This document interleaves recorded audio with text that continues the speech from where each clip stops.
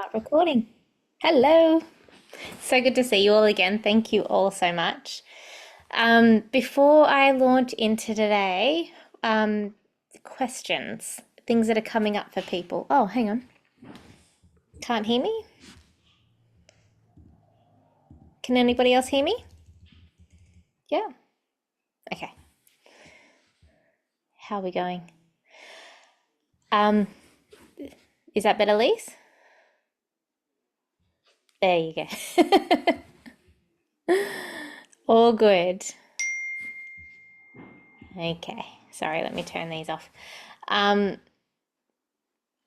How is everyone going with everything so far? Any comments, questions, anything you want to go through first? Can I just ask a quick question? Where do I find the videos from the last session? Where are they posted? Sorry if everyone No, else no, knows. no. There's one on the Facebook group. You should have gotten it on like a ton of emails as well, or like a three or four emails. There's also, I think it's the second section, number two. Okay, I'll It have a says look. masterclass replays. Yeah. Do these get recorded as well and reposted or not? Yes. Oh, they Yeah. do. And are Yeah. they there? Yeah. Yes, and with wonderful Chat GPT, I'm actually able to transcribe it all and put in the main. I know, I put that in the transcript and I say summarize the main points, and there it is. So, There's a really good thing you can use as well called Fathom. It's an app that okay. you can use through Zoom, and it pretty much does that for you, and it gives you a Oh, summary and tells you what time it is, and you can press on it and it opens it at that exact moment, that oh kind of my thing. gosh. It's quite good. Okay, thank you. I And think it's I'll free. look into that. Amazing. Thank you. You learn something new every day, see? Thank you. Um, so how's everyone going with the content at the moment? We're still really in like the theory of it all. Um, but hey, Paul. Um, but honestly, this little part, I wanted to really talk about it because I can write it all down, but it's really it, they deserve to be spoken about. So please let me know kind of where you guys are at in the course. Who's following like day to day at the moment, or yeah? Okay. And who's like way behind? No. And then like read through it all. Anybody? Oh, awesome. Um, okay. So this week I've got the journey of the ego there. I'm going to do that a little bit later in the call, but really today is about the stages of healing. And these are really, really important. These are kind of the core moments that you see in clinic, which um, you know exactly where they are in the healing journey when you can see these questions come up within somebody. And you can see where they might have, because we stop with trauma therapy. So, you might go and try and figure out with another therapist what happened, but then you go and explore another part with another therapist. So, or you come back and forth with the same therapist. Um, so it's really handy to know, okay, if someone's been through what happened, then that's okay. They've got that understanding there. Therefore, my role is the next phases. Does that all make sense? So when I've written it down, it looks like there's not a lot of content there, but that's because I don't want you to overthink these things either. You have to really be present with them as well. Is this reading through it, was any of it really new for anybody? Or is it more like anchoring in what you already knew?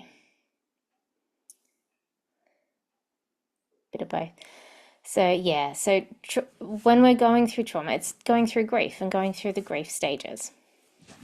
So, I do have like that list of like, what happened like in a sequence, but they don't really work in sequence and they go back and forth as well. So the first one that we have to really, and this one creates that because when you're in trauma, you're in that moment, you're in that shock. Things are fragmented. You're more sensory based. So everything's coming from that limbic system, that those primitive parts of the brain. And we're still in the lower parts of our brain. And then you've got the higher parts, which are our cognitive ability to understand what happened. And the moment you understand what happened, it creates space. But it's also, particularly in cases of like complex grief, it can also be like oh my gosh moment. Like what happened as well. And an understanding that, okay, this was bigger than I thought. So it also can be a realization that this was traumatic, especially if something's been normalized over time. So something happened as a child, or that's the environment you grew up in. And then as an adult, you reflect and you go back and you go, oh, wow, okay, that was a lot to go through. So this is an engagement of the cognitive part of our brain. And what that does is it begins to create a safety net of, it's like separating the emotion and the physicality of what happened into being able to start reviewing it and allowing other perceptions in and being able to process what happened. And that creates emotional distance, so you can see that it's now in the past rather than this is like when you're in trauma, it's happening right now within my sensory system still. And so what happened is it's a big part, and this is really a lot of what psychology is. When people first engage a psychologist, this is what they're trying to do, this is what they're trying to bring out, is what happened. So it's usually the first step. This can be even a case of someone first being able to put words to something that happened as well, particularly in something shocking or in a case of sexual assault in particular, or even coming out of a domestic violent relationship or within. It's like what is happening.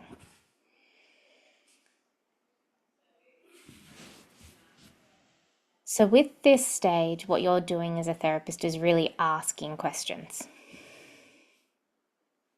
and helping them to connect the dots of things.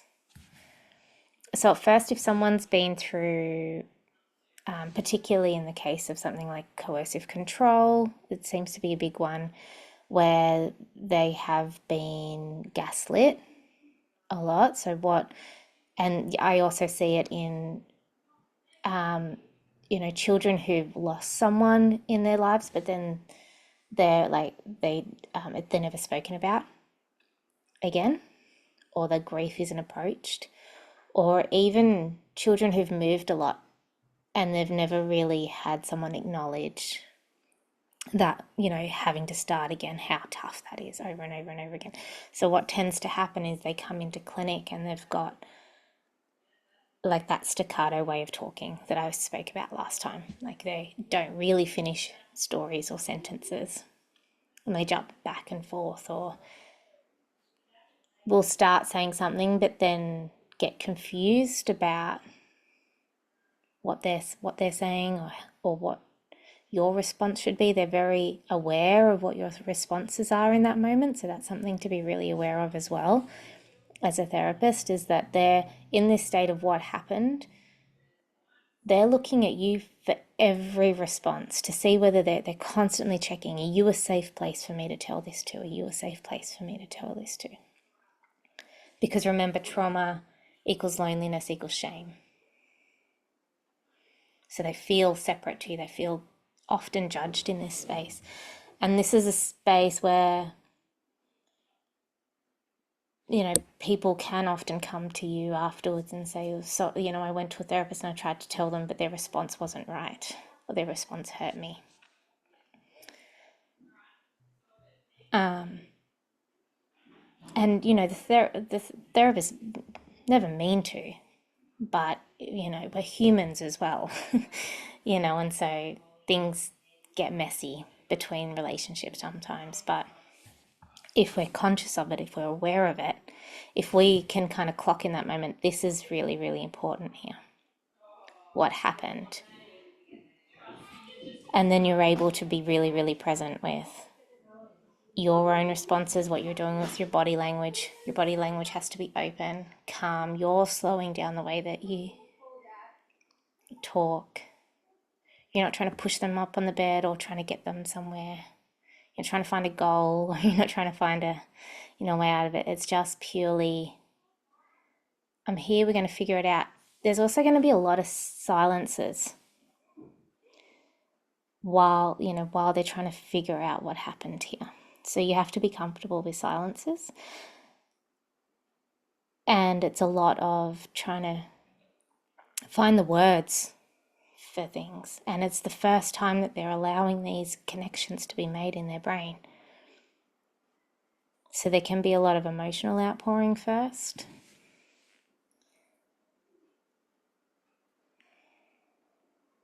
So the things you want to be really aware of at this point is to not question in a judgmental way. I know that seems really obvious, but sometimes it can kind of as people are piecing around what happened, sometimes what can happen is that they've had a story about what happened.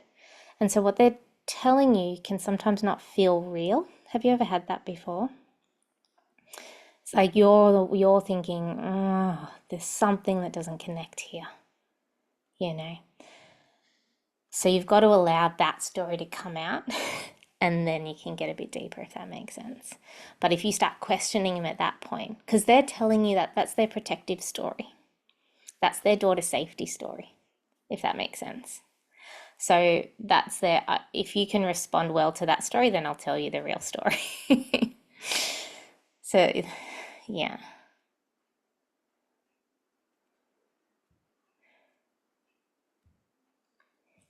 And so you've got to kind of be patient sometimes with that.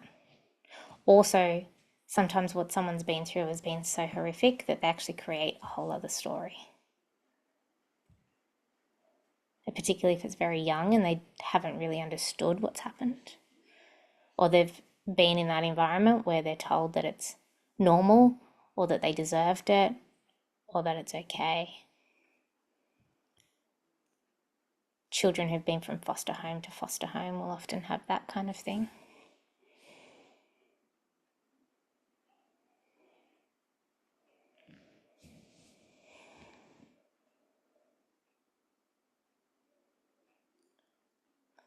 It's also the part where if they're avoiding what happened, they can very much go into shutdown. So these are the clients that will come into your space and they'll keep booking like every week or 2 weeks or whatever, but they come in and they just go completely silent and their whole body locks up and they can't speak and they can't do anything, or they get up on the table and they literally go into rigidity. Have you ever had that? Yeah.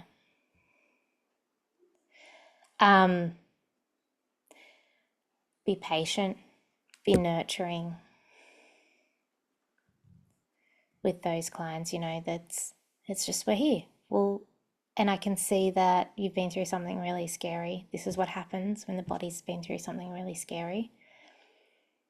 And I also explain to them that whenever the limbic system is activated, it does shut down the ability to speak. It shuts down the Wernicke and the Broca's and the prefrontal cortex. And so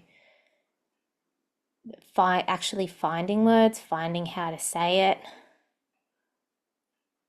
is really, really difficult. The body's actually protecting you from doing that.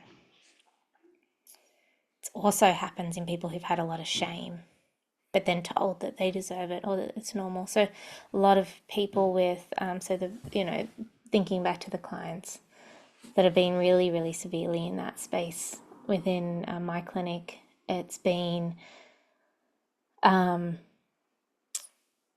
one even like 15 years down the track, she's only just starting to realize what happened to her as a child. And it was more complex grief in that there was more that what she didn't get and the environment around her, that she was told that it was normal and it just didn't ever feel normal to her. But then you're told at the same time, this is normal. What are you worried about? So there's so much shame that comes with that because I'm wrong. You know, um, I'm misinterpreting everything. I'm different to everybody. Another one is sexual abuse by a brother, so she'd never been able to say anything before, and a violent father. So much freeze state in her body. So these are, if somebody's shutting down, like it can, as a therapist, sometimes, it can feel frustrating because you're like, I don't know what to do here. I don't know. And you keep turning up but if you see it as they're afraid to actually acknowledge what happened, their whole protective mechanism is trying to avoid what happened.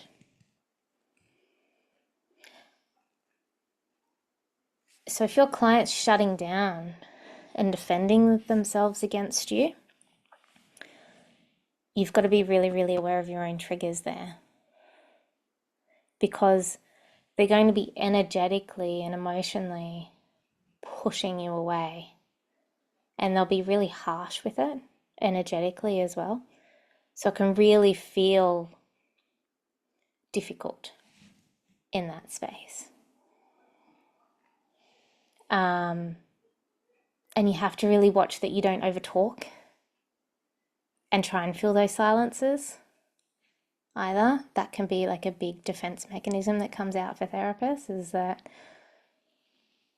you're trying to get them to open up. So it's like you start over talking a lot.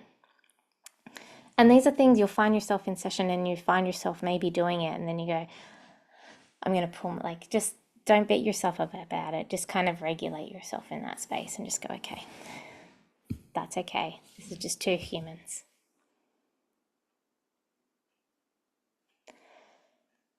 What else can I say about what happened? Any questions about that phase of healing, what happened, and that trying to understand what happened? Emma, I have a question around the when someone tells you a story and then they say, "Is this normal?" Yeah. I can say something like, it happens sometimes. It is not something that everybody goes through. There is a whole other way of doing this where there's connection and love and peace and safety. Yeah. Do you mean in their reactions or mean what happened to them? What happened to them? Yeah, yeah. So it happens sometimes. You're not the only one to go through it. It is not something that you deserve to go through, though.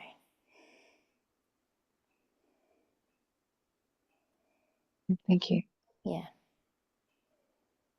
So find your own wording there. Does anyone else have any other way that they would word that? Yeah. Any other questions about what? Hey, Shailene. Hey, Emma.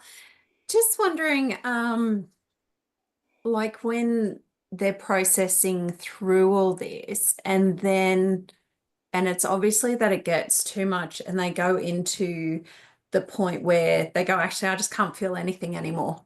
I've just gone numb. Mm-hmm. So, because I suppose my way of thinking is any feelings, no matter what it is better than the numbness. But I also understand stepping into the numbness to have a bit of a break and a pause, or when it is just too much. So when they feel the numbness, they're waiting for that. So you remember you have to establish like the safety around them so that they can have permission to feel. Okay. So when they're feeling numb, what is happening in their lives that they like, why are they holding on? Why do they have to put them, why can't they feel vulnerable? So do we need to establish a safety network around them, like people that they connect with, or is it just space and time, or is it an understanding that once you feel the emotion, it does pass and it is quick and it won't pull your life apart. Mhm. You've reached that fear of I'm feeling something, but it's not safe to. That's what the numbness is. Right. Okay. Beautiful. Thank you. That's okay. So yeah, so that part's education. Yeah. And then you establish that safety. This is normal. It's okay. You'll be okay. I'm here. We're holding you. And then you give them permission to feel it. But if you push them through that stage and they don't have that safety net, it's only going to trigger more fear and panic. Whereas when they have that, again, that cognitive space of like, okay, I can understand what's happening here, then the moment you have that cognition, it's past and present. Whereas if you don't have the cognitive awareness, it's all present. If that makes sense. Yeah. Okay. So that's what happened. Any other questions there?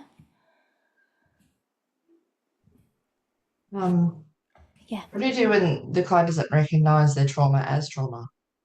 You can't push it. You can't push it. Yeah. So are you thinking of a Like they'll specific? say, well, I'm just remembering past clients who were like, oh, it was no big deal. And I'm like, that was horrific. Yeah. But it was what they grew up with. Yeah. And they just don't see it as how it's affected them. Yeah. So sometimes I relate that back. Okay, so what would happen if you heard that your child or that your friend had gone through that? What would you say to them? What would you say to them it's no big deal? So you help them step outside of themselves there.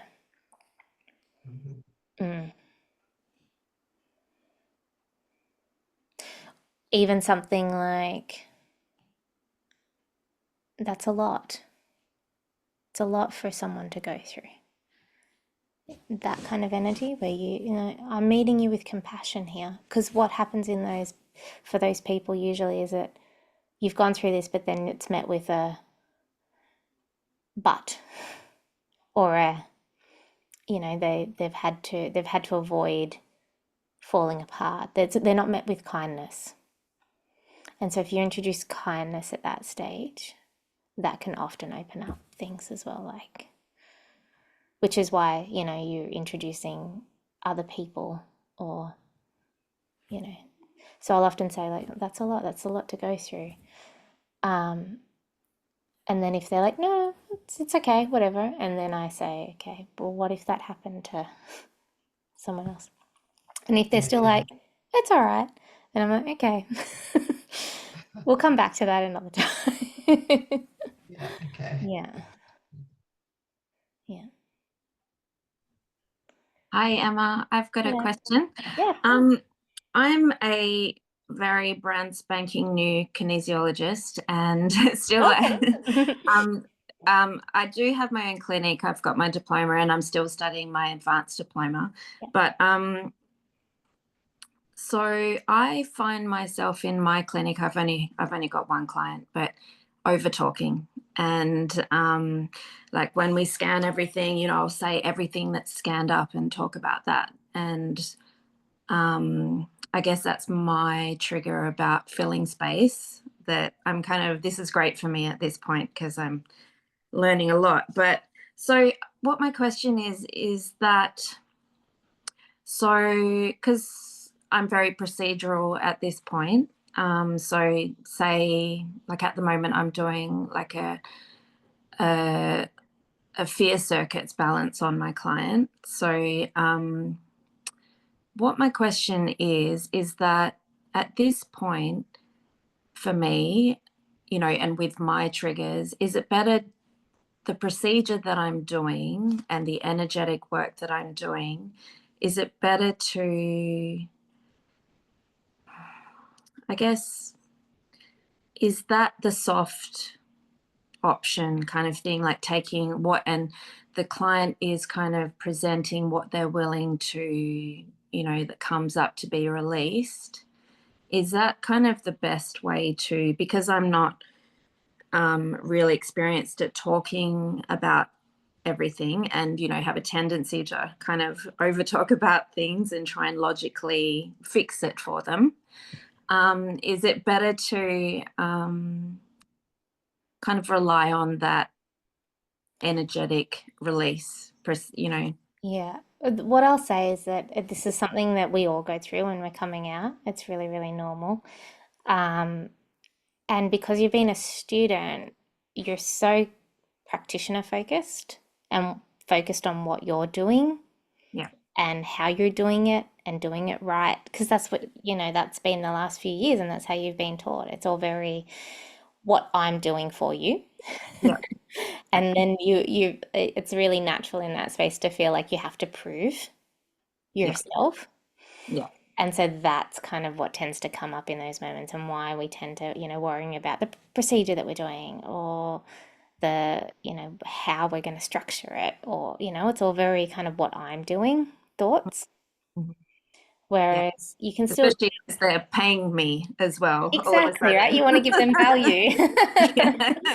Yeah. Yeah. So we forget, like I often say to students, like if we forget that there's an actual human lying there, like it's not a mannequin. So yeah, so you can still do all of that. It's just the presence that you have when you do it, and in your mind, think about them rather than you. Yeah. What's their experience here? What are they going through? What do they need? Mm. Not so much what should I do here? What should I be and what should I say? What do they want from me? What should I, you know, all of that kind of thing. So every time you feel yourself kind of talking, just stop. Get them to close their eyes. Take a breath. That's a really good one because that allows you to regulate too. Yeah. Yeah, just Yeah. okay, let's just take a moment, stop, take a breath, and then ask a question or just say, can you tell me more about that? Yeah.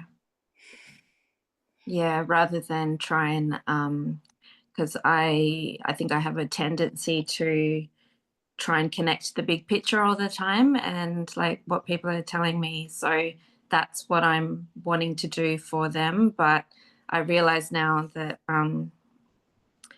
yeah, that's probably putting more pressure on them in a way. Like it's better to come from them, isn't it? Sometimes and sometimes it's handy, like you just have to find your right timing in it. Just Yeah. allow it to pace yourself. Remember that each session, you don't have to do everything in one session. Yeah. Like one session at a time, and then rebook them next week so that you can, Yeah.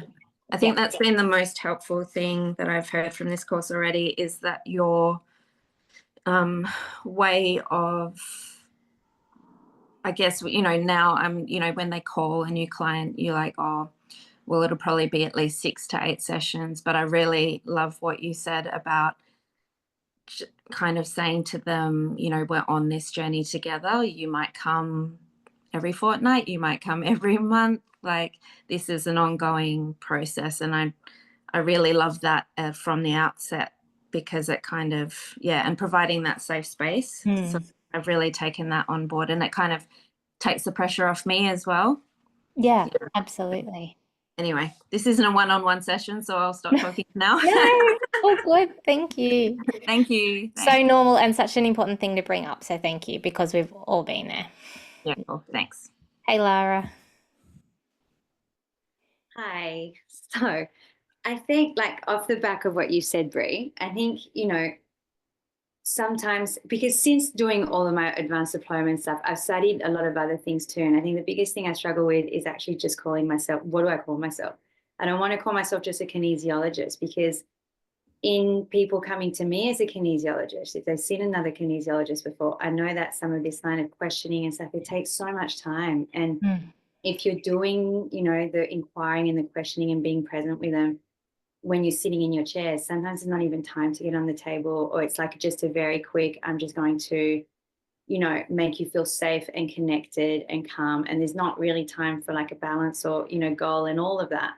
And it's, I think I don't want to call myself a kinesiologist because if they come and they think they're going to get all of, you know, the muscle testing I don't want them walking away feeling like, oh, that wasn't, you know, but because it is a process and it happens over sessions, what I'm asking you, I guess, is do you do a lot of this stuff with them on the table or sitting down or? Both, both. So some sessions, particularly if they are in a big state of that what happened, it's actually sometimes I don't get them up on the table because it can feel too close. Yeah. If that makes sense. It can feel too much invasion of space. When someone's in And your you're space and standing you over can't them, think, right? even, and I'm always never, never, never over my client. I'm always sitting behind them at their feet, always below, try and be below them, or so that I'm not in their direct line of sight. Definitely never step over your client. Like, yeah, but yeah, it really depends on. So for some, sometimes it will be that I've sat with them for a full session trying to get them to talk. They're really frozen. If they're really frozen, getting them up on the table will often only make them feel more pressure. So it's sometimes you got to make sure that they're regulated enough to. And I know that feels counterintuitive because you're always like, I need to do some body work here, but like you're trying to create change and movement. So I'll often allow like 1 or 2 sessions where they're like that. If they still, like after 3 or 4 sessions, still frozen on the couch, then I'll get them up because I've established that trust there, that this is yours, you're in control here. You've got to make that really, really known. I'm not guiding this, you are. Because if these are often people who've never had control over their life. Yeah, so true. Yeah. And also, sorry, what I found, and I got that from this other course, but it's the power if you just ask feeling, and it's just us, right? Feeling like you've just been sitting down for a long time. Just simple, like if you feel safe to close your eyes and just breathing together and feeling a sense of safety somewhere inside. And sometimes those little somatic practices are just kind of enough. Yeah, exactly. Need a bit of reprieve. Yeah. In that moment. Yeah. Sometimes I'll even change direction of the conversation. Yeah. Oh, well, tell me what happened today. Let's go down a whole different path and park that and leave that. And let's open up your other, tell me more about the present day. Yeah. As far as what to call yourself, I call myself a holistic therapist sometimes. Sometimes I call myself a kinesiologist. Or what do you call yourself?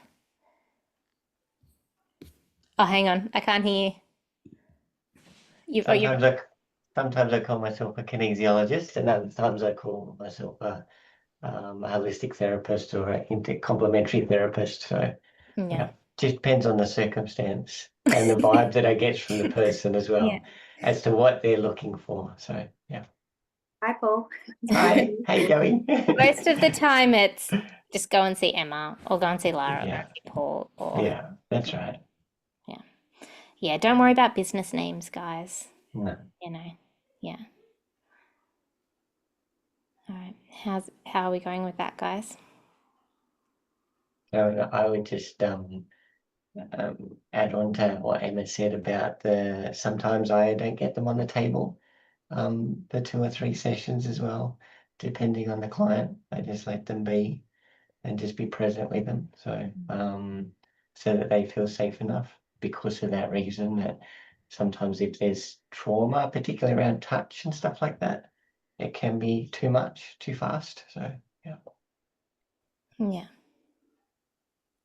I have a big weighted blanket too. So this has been the most beautiful thing. It's a knitted weighted blanket, because the beaded ones can feel too compressing sometimes, but the knitted one, and I just put like a doona cover over it so that I can wash the doona cover. And that's like, some people say all the time, I just come for the blanket. Like it's it's great. Getting teenage boys to open up, they're under the blankie and they're lying down. Like it's a superpower. So highly, highly recommend getting one of those. Some people don't like it, and then really, okay, they're really trying to hold it all together. They're very used to being in control. My most powerful thing has been one woman. She she'd been through, you know, a number of abusive relationships, like really scary physical ones, death threats, that kind of thing. And she'd never really told any other therapist what had happened. So she would come in and not want the blanket, not want anything. And she's been coming in recently. She's like, "Where's that blanket? Can I have the blanket?" Like, there are those moments, and you're like, and you know, you point out, like, "You want the blanket?" And she's like, "I want the blanket now." You know, it's like, it's such a beautiful, beautiful moment when you can get to that space with people. And it just makes everything we do like so worth it. So I know I'm running a bit out of time. Has everyone got an extra? If you need to leave it like 1 on the dot, leave it 1 on the dot. But I've got an extra 15 minutes. The next space is, what could I have done?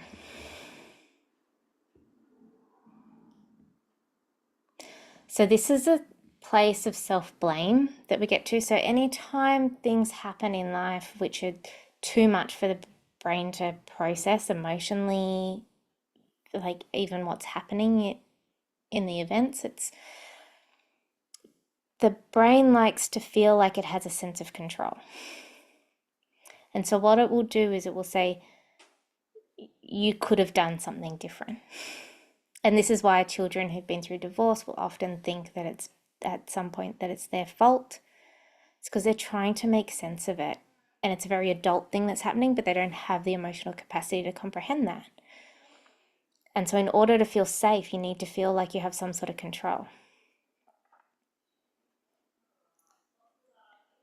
And this is, you know, how I explain it to clients as well. So this is what your brain has done to try and feel like it has some sort of false sense of control. If you can blame yourself, then you can change something. You can prevent it from happening again.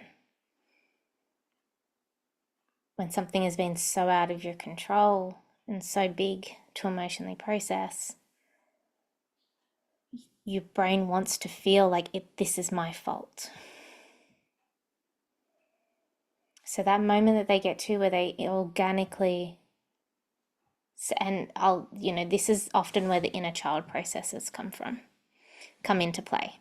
Because through those inner child processes, they can start to find compassion for what they've been through. And they reflect from the outside in, so adult looking into the child.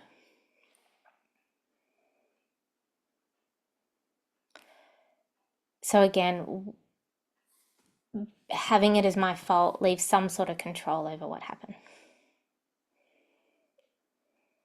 So that moment where they say, "Oh, it wasn't my fault," or "It was an accident," if it was like some sort of big accident, or "I couldn't have done anything." Like, that is such a healing, huge, powerful moment for them to get to. Don't skip over that moment. Make sure you don't skip over that moment. Allow that to fully enter it. Don't say anything, just nurture at that point. Just pure nurture. Reflect back at them. It was not your fault. There's nothing you could have done.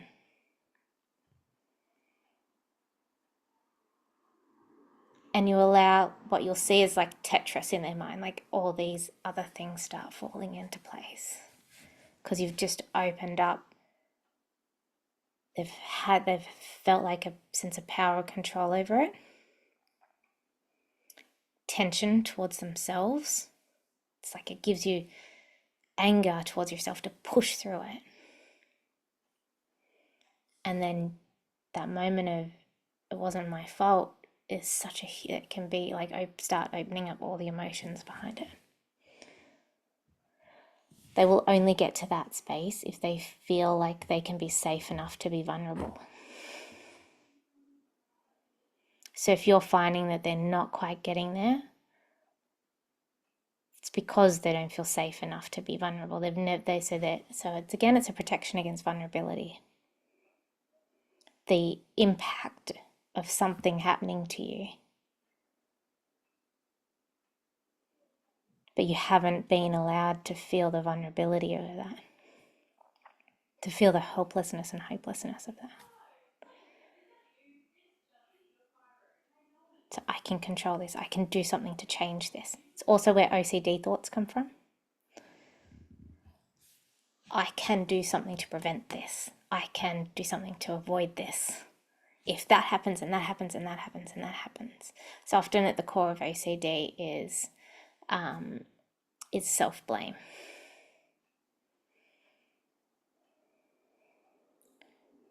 I've got an expert on OCD in the apprenticeship next week too. So if you're part of that, we get, yeah. Hey, Shailene.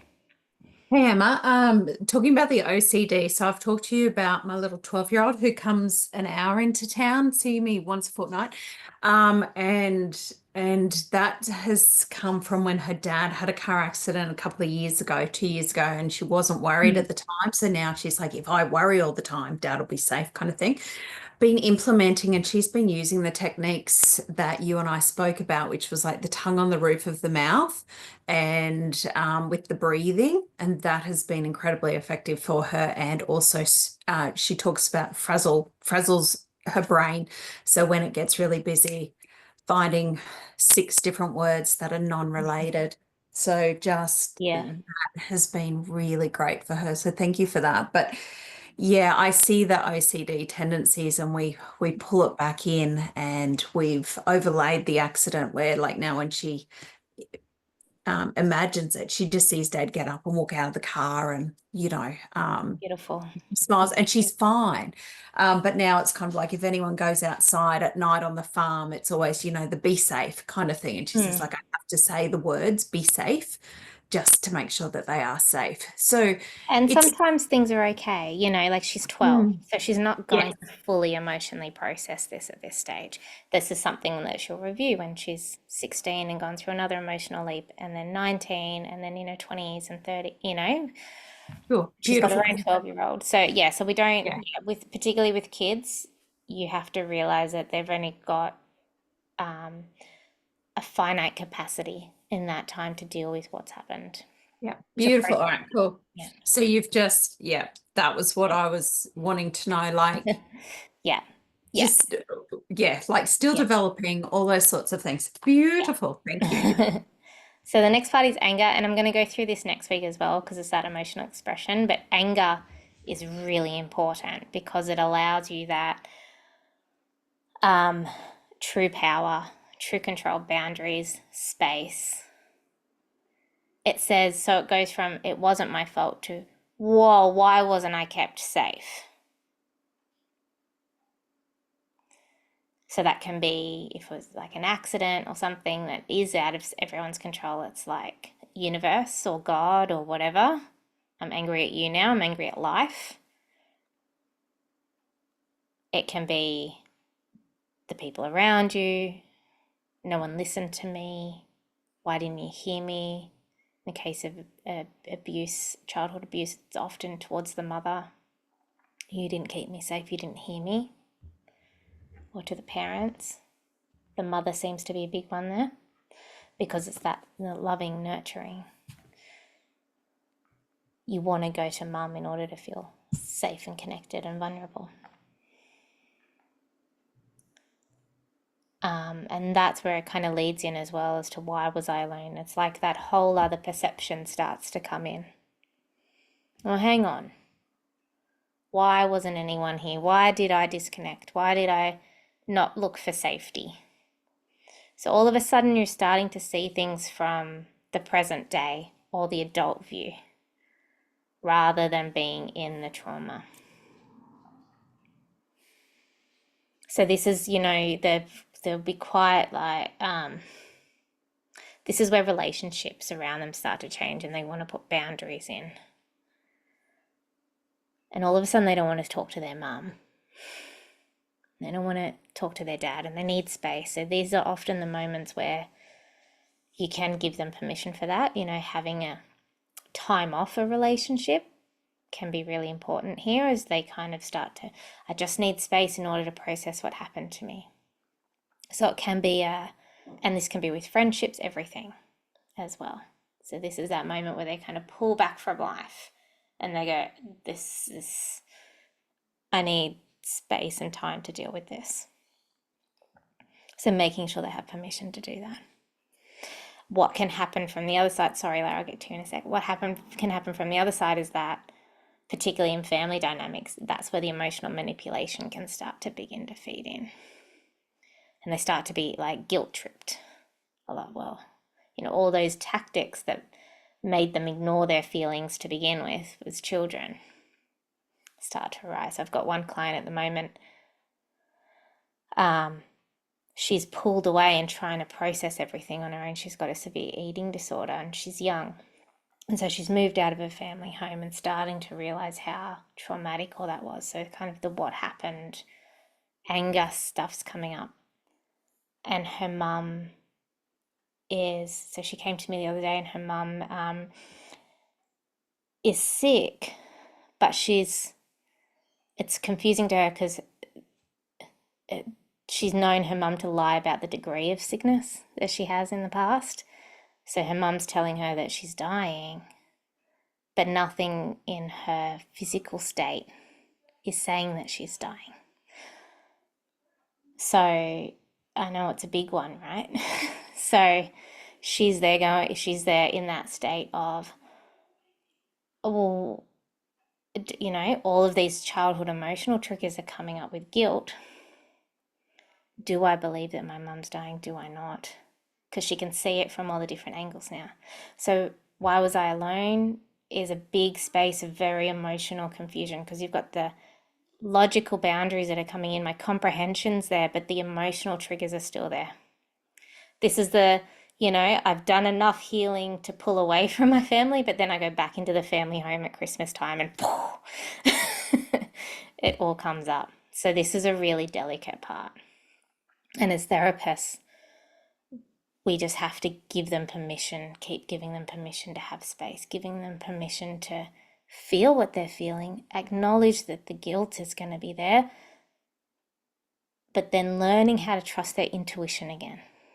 Reflect. So you want to be really, really careful here is to not project intuition. They have to learn at this point what their intuition is telling them. That's the most important part here.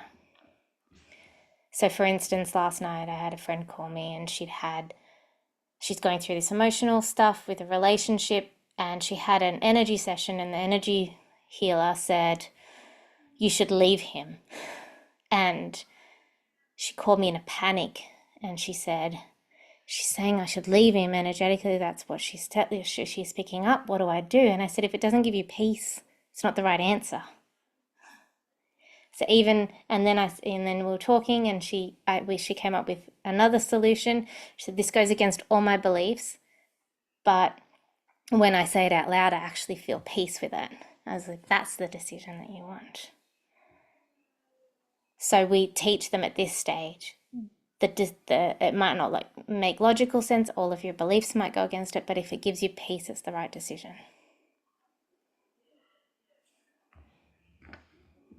So that's for this stage. So this is where they start to kind of go into that complex grief part of it. Of what was missing here? What do I need to give myself? And then comes the big grief part of how heavy and hurt and scary this was for me. And that's, what have I lost? This is the realization of the love that I was given wasn't love. What I thought was love wasn't love. What I thought was safety wasn't safety. And it's more of that emotional state of, oh, okay, I can see what I need now. And that's grief. But just like the clouds, heavy and darkest, and then it pours, right? That's this stage. And they grieve. And then the clouds disappear, right? And what's left is the sunshine starts to come out, and after that grief part, it's like grief going into acceptance, sadness going into acceptance. It goes, I'm okay, I survived. I can do this. There's lights, there's glimmers, that term glimmers. And this is where the titration starts, really. Like, we've got titration the whole way, in that will delve into things and then pull away, delve into things. But this is where we start to practice the new me out in the world. And so we're entering things, we're recognizing the nervous system triggers, and then we've got to go in, protect ourselves, regulate, and then come back out into it, talk about it. How does this hurt me? Da, da, da. Does that all make sense? Yeah. Anybody got any questions or comments? Hey, Natasha. Yes, sorry. Both Natasha and Lara. We'll go Natasha first and then Lara. Emma, in the fight response, what I was reading, which is sort of what you've talked about here in regards to the teenagers and the boundaries, for example, you've said help the teen to find a way to put up the boundaries, to say no without triggering the parent's self-defense and mechanism. Now, I work a lot with kids and teens and families as a holistic counselor. And I find that sometimes challenging is like how to help these teens put up those boundaries when the parents are so in control. So this is where I kind of say, look, I'm asking you to be more emotionally mature than your parent right now. And this is a big thing to ask, and it's not fair that I'm asking this. But you have a choice here, because everything your nervous system is doing is replicating the patterns that you've been taught. And it's not working, it's only hurting. So while you're here under their roof and dependent on them, we play this game for a bit. And we have to, because you're not old enough to move out. But once you move out, that's a whole different story. We come back to that and we change everything and we put in new boundaries. But right now, just to get you through this phase, we find other ways. Does that make sense? No. What haven't I done? What are some examples of the other ways? So rather than fighting back, like when they feel that anger come up and they want to fight back and they want to make their parent understand, at some point we have to help them see that their parent's not going to understand. They have to find some sort of acceptance in that their parent's not going to give them what they want. So this doesn't mean that you go without it. This means that we find it in other ways. So you're wanting to be heard. You want to be heard by your parent. Of course you want to be heard by your parent. We've tried this. We've tried this and tried this and tried this. Unfortunately, your parent is not meeting you there at this stage. We can try, but we have to be aware that they're got so many self-defense mechanisms. They're so fearful. That's kind of how I work. They're so fearful they can't. Especially in that moment when you're fighting. So when you feel that anger rising, we know that that's a moment where you want to be heard. So where can we go? What can we do that gives you that feeling that's not butting your head against a brick wall? And it sucks. You know, when I say that to them, it really sucks that I'm asking you to do this. Because we all just want to be heard by our parents. Yeah. Thank you. Can be often one, you know, particularly if the parent is a drinker. You know, they often get into arguments while their parent is drunk. So let's try avoiding that moment and have you heard at a time when they're sober instead, and finding a different way to approach it. Yeah. Can I say I'm coming across this issue with young adults, but particularly here in Sydney, because they don't have any choice about leaving. You know, like they're financially very dependent on being in that home because they just don't have other alternatives. So it is often, like really trying to get them to re-establish, you know, or establish some boundaries. Well, if you think about it, right, they're not trying, they're trying the same door to safety over and over and over and over and over again. It's like growth will happen when we start changing that door to safety. What are some other behaviors, other things? And then all of a sudden, you know, they start feeling more independent. They start worrying less about that. and more about, okay, what is my power here? Where can I grow my voice? Who am I really? All that kind of stuff. Hey, Lara. Hi, that was kind of what I wanted to know as well. And would you always want that answer to come from them? You know, like, where can I be heard in other ways and what can I do? Yeah, offer that for sure. Yeah. And then, you know, if they can't find it, then we work together to find, okay, so is there another adult? Is there another family member? So you don't want to become that person Yeah. for them. Yes, I'm a part of it. You can be heard here, but this is about you and your life and being held without me. Who have you got on speed dial? So when you were saying, you know, create that distance, you've processed everything and you're like, well, okay, I need to create some distance, you know, between me and my family, but I'm still living at home. So it's pretty much that, right? Like, who is someone else that I can connect to find peace and safety? Who else can I connect with? Yeah. Yeah. And if all else is lost, Mother Nature, spirit, you know, spirit, inner self, higher self, that kind of thing. And with the guilt, what do you do with that feeling of guilty? We can't change the feeling of guilt. So we're going to let the guilt be there. We're just not going to let it make our decisions for us. So the guilt means that you're an open-hearted, caring person and that you care. But you still have to do what's right for you instead Exactly. of what's Yeah. right for them. Yeah. So, you know, giving them permission to make the choice, even though the guilt's still there. Perfect. Yeah.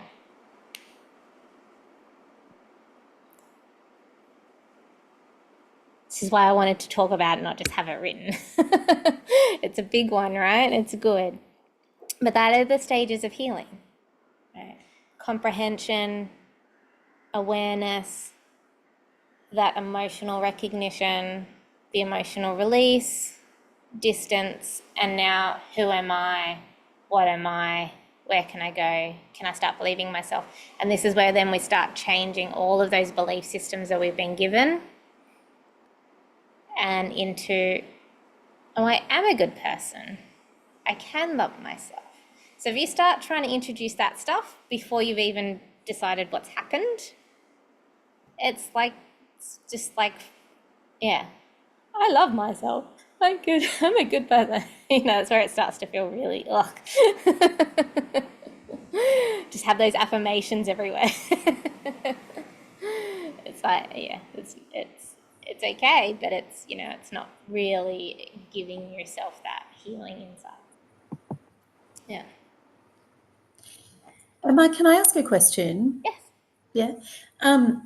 So what about clients that come to you, you know, maybe about I don't know. There's one lady I'm thinking of in particular who came to me about late diagnosis, like adult diagnosis of ADHD and anxiety. And kind of, you know, on the intake, she kind of mentioned like childhood trauma. And then like within a couple of sessions, like, you know, it came up that she had been sexually abused twice, but has in her own mind had years of counselling and has dealt with it. But, you know, I guess like, yeah, but it's kind of, it feels like the body's still kind of holding stuff. And, you know, there's like, you know, systemic kind of inflammation and, you know, there's still all this other stuff going on like anxiety and how do you approach that? How do you talk about it? Yeah, like, you know, like I suppose like I've kind of said, yeah, exactly. When someone has a very fixed thing of, you know, and, you know, I think I kind of said, well, you know, it's important to, you know, to listen to your body, but also, you know, we can kind of go through different stages of these things. So maybe think about if you have been triggered by something that's, you know, has there been something that's kind of triggered you know, this previous trauma, and just kind of gently, without kind of pushing it, is how I kind of did it. But yeah, what would you recommend?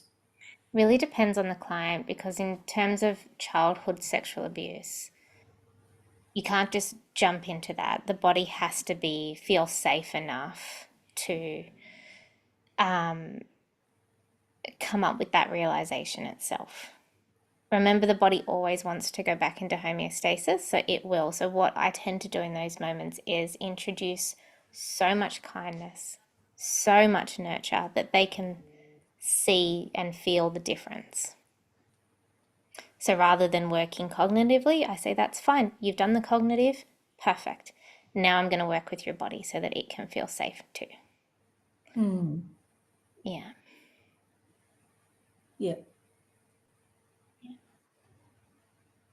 Lara, if you want to ask like me a question, send it to in the group or text me or whatever you need to do.